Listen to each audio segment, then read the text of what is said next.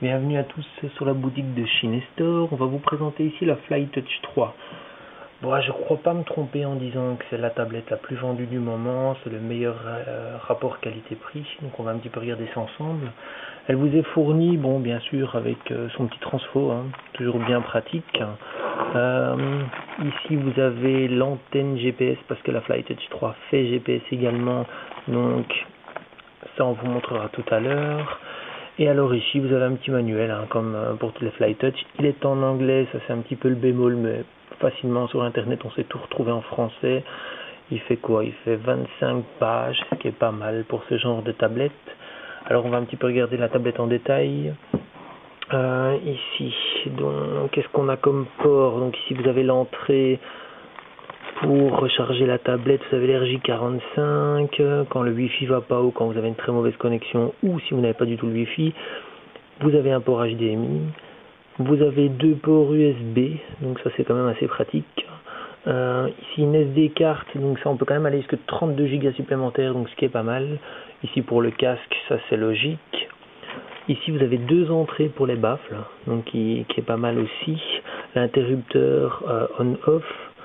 Ici, vous avez pour le menu et vous avez pour à chaque fois retourner au home, donc à l'accueil, plus moins pour le volume.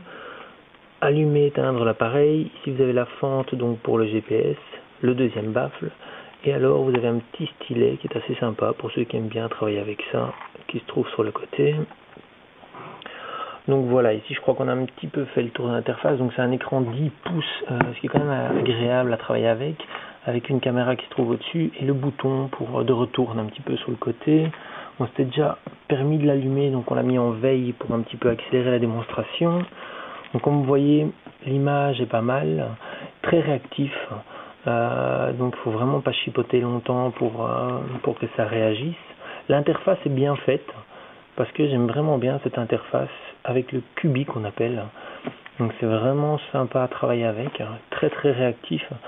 Bon évidemment tout ce qui est application là, ça c'est un petit peu tout le monde à voir. Alors qu'est-ce qu'on peut encore avoir à vous montrer? Il y a un peu tout, il y a YouTube, il y a Quick Office qui est très sympa, que nous on vous met directement la bonne version. YouTube, on vous met directement la bonne version aussi, comme ça vous n'avez pas à chercher. Angry Bird, donc ça il faut savoir que ce jeu c'est un petit peu le summum pour l'instant. Sans ce jeu je crois qu'il n'y a aucune tablette qui se vend. C'est un jeu très bien, qui marche assez bien et qui est fort demandé pour les enfants. C'est quelque chose de pas mal. Les graphismes sont quand même assez bien faits,